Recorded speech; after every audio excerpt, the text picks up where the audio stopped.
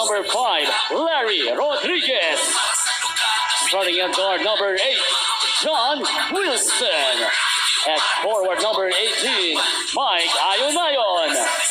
And at power forward number 33, Jeff Tahunera. San Juan Knights go for goal. DG Sports is led by Randy Alcantara. Assistant coaches Yong Garcia, Nani Bondulan, and Jerome Ejercito. June Usman as the team manager. And now, let us roar as one for the first 5 of your Davao Occ.Tigers. Go to life!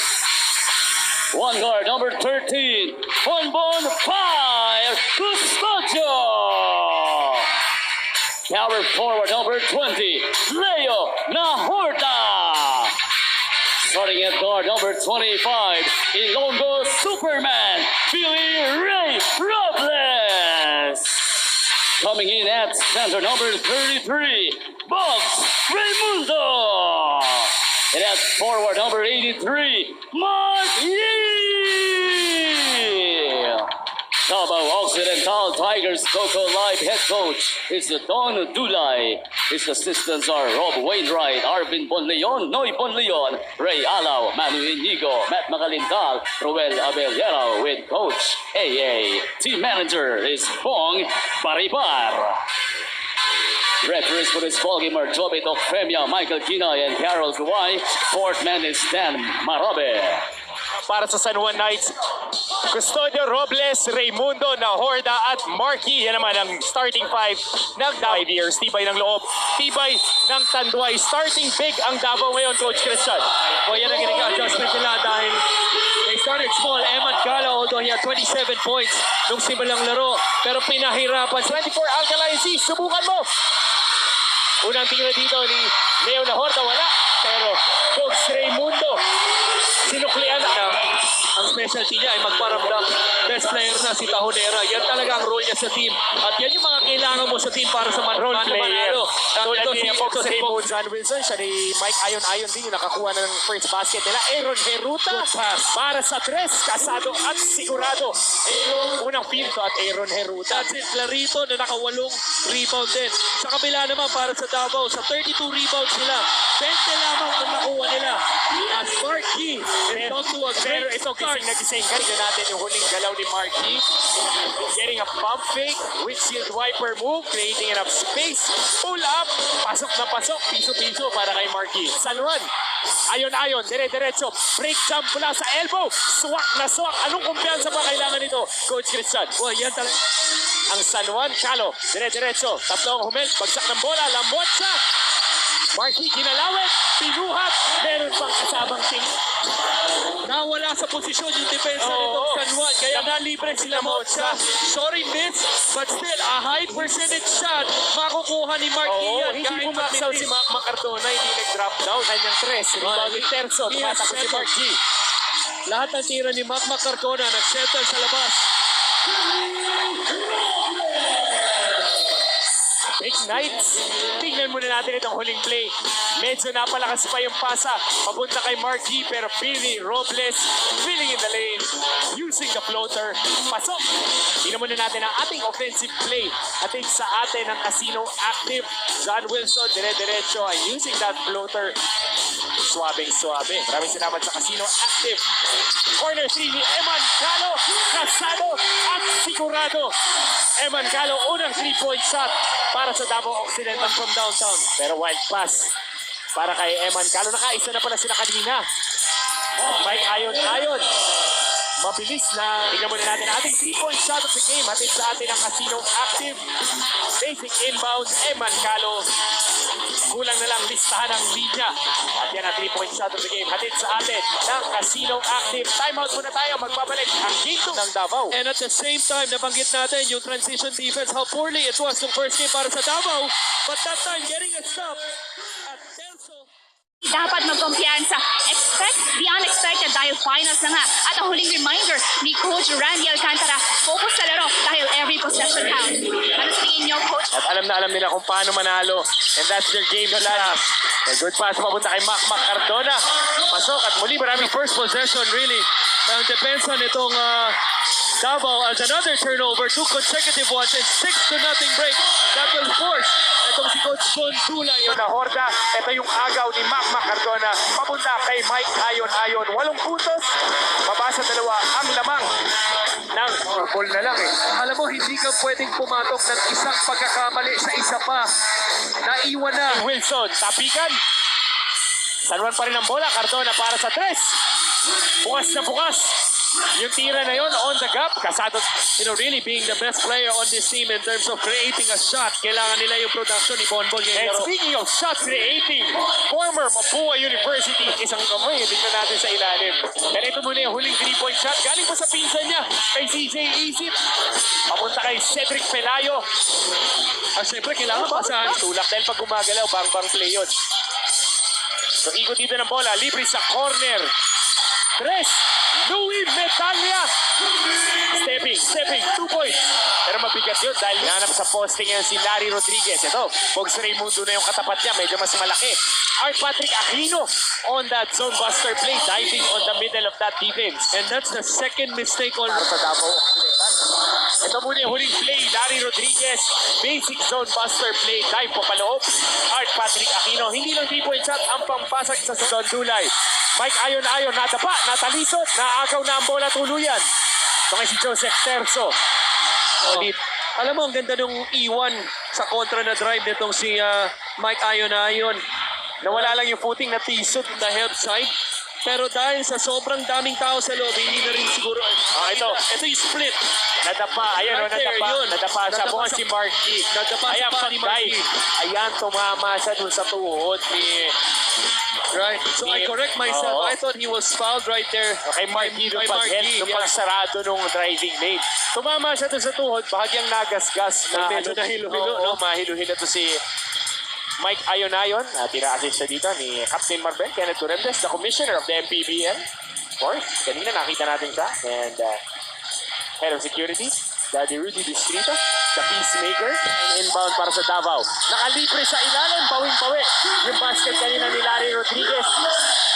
Billy Robles, upper half. 5 seconds. Heruta para sa 3. Mintes. May foul pa dito sa mukha, si Jeff Tahonera.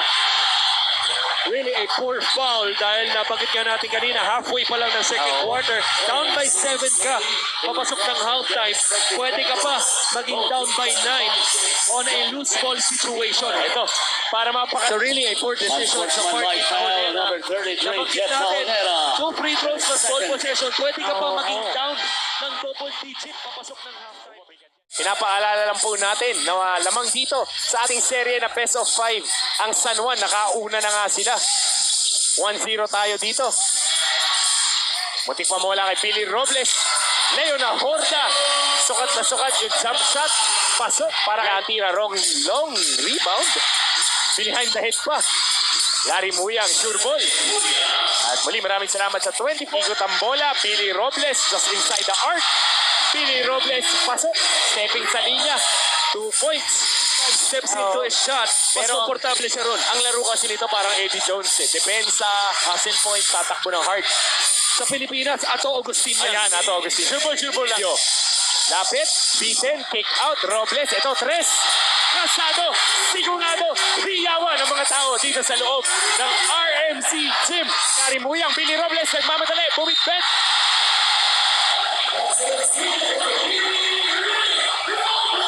Yan ang ating fast break of the game. Hatid sa atin ng Casino Active. Billy Robles, 2-point jump shot, 3-point shot, fast break layup. May bonus free throw pa. Masyod. Tingnan muna natin ang ating Tanduay shot of the game. Hatid sa atin ng Tanduay Ram 5 years. Tibay ng loob. Tibay ng Tanduay Ilonggo Superman. Kasado, sigurado. Bakit nga naman hindi? 3 points sa napitin. Nagmamadali dito Billy Robles. Bumit-bet. Sinurbol na lang. Tong quarter na to, Billy Robles. May 7 na puntos. Randy Alcantara. Coach Chris Conway. Team Governor Chris Conway. Assistant Coach Yong Garcia. Nandun. Pero Marky, business as usual para sa Ayon. 2-on-1. Ball fake. Ayon. And at the last moment, binagsak kay Larry Rodriguez. Kababa, Marky. Clarito, mas maliit. Ito na naman yung sinasabi natin, tinutubog si Marky. Pero cross-court pass, Joseph Terzo. Bakit nga naman hindi? Swing, Terzo, natapik. At Eman Calo, hinatak yung sando dito ni Jonard Clarito. At si Eman Calo, pinapakalma na lang. Kasi may foul si Calo dun sa bangga. Pero hinatak yung sando niya ni Jonard Clarito. Well, how about that? Atong klase. So, pinindatan pa tayo. Tingnan natin yung nangyari sa dun sa sundot. Ito karambola sa sundot. Hinatak. Ayun o. Ni Clarito. Yun yung hindi na basketball. May foul na talaga. Right. Ayan o. Dun sa tapik, sumundot lang naman si Calo. Right. Pabagsak, hinatak pababa. So that might merit an unsportsmanlike foul. Pero di natin alam kasi ang jersey extends si Muyang. Ganda ng finish ni Aquino. Basic, no? Over the outstretched arms nitong si Ray Rodriguez doon. Kahit na trumabi yun, makukuha niya yun. Pero inangatan niya na mahabang kamay. Pero ayon, isa pang mahabang kamay. Na napakaliksi nung atake pa. Kaya niyang may aggressive yung sarili niya para ito sa puntos. Ito yung drive of the game natin. Natin sa atin ang Wilson. Ngayong araw na to, 2 puntos, 5 rebounds, 4 na assist. Si Wow! Wilson. Tatlong tao ang sumabay kay ayon doon. Ayun yan. Mac Cardona para sa 3. Sala pa rin. Ang dami na niyang minintis na 3. Pero Larry Rodriguez, old reliable underneath, making a basket. 7 na lang to, Coach Chris. Sa Serrano family, maraming salamat. Pati yung mga kababayan natin sa Singapore na nakatutok via TFC. Maraming salamat po. Ang ganda ng cut sa baseline. Ayon. Dire-diretso. Binagsak kay Wilson. Pumilipit. Pasok. Nilagyan ng konting pectus yung layup. Una natin dito. Ang ating instant replay. Hatid sa atin ang Casino Active. John Wilson. Philippines na tira. Konting pectus. Suwabe. Nahuli humarap itong si Robles. Kaya pag harap Okay, si Terzo. Robles. Pamatay sunog pa. Wala. Marky. Sigurado. Gusto niyang hulin itong panalo. Muli, maraming salamat sa Nippon Paint Coating sa Philippines. Ito, kailangan yata natin ng Nippon Paint kasi grabe yung action sa ilalim. Baka napakpak yung pintura ng ating... Kuha ng screen, atake baseline, nandun ang help. Ganda naman yung galaw. Mukhang oras na para gumising si Bonbon Custodio. First team sa higpit. Pero tingnan muna natin ang ating best scorer of the game. Hatid sa atin ng Casino Active.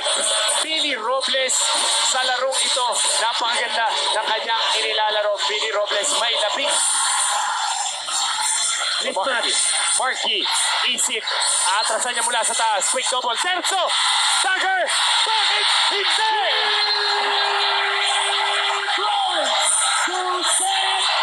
Joseph Terzo, mabigat na 3-point shot.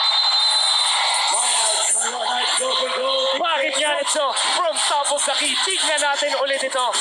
Off the kick out, Joseph Terzo stepping in. Ang paborito ko ba doon? Tumingin.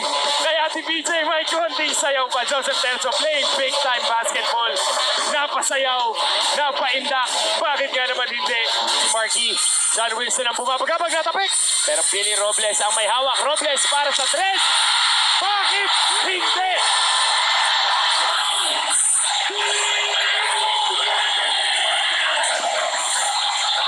Kundi sa napakalayong 3. Napakalamig. Parang gulaman. Ngayong summer. Alam mo, kita mo yun? kung talagang para sa inyo yung laro, yung mga huling tira, masasabi mo para sa Davao so far. Dahil hindi talaga range si Billy Ray Robles yan. Pero sa larong ito, Drive dito, Art Patrick Aquino, pinura ni Marky yung tira. lalo na itong most valuable player nila, si Marky. Naririnig na nga natin sa crowd. Under wraps, Mike Ayon. Di pa tayo tapos dito, pumukol pa na isang 3. And that about does it here. Final 9 seconds at Eman. Performance ng buong team, lalo na si Billy Ray Robles. Eman Calo, 27 points. Hindi naging enough nung first game. 7 puntos lang ngayon.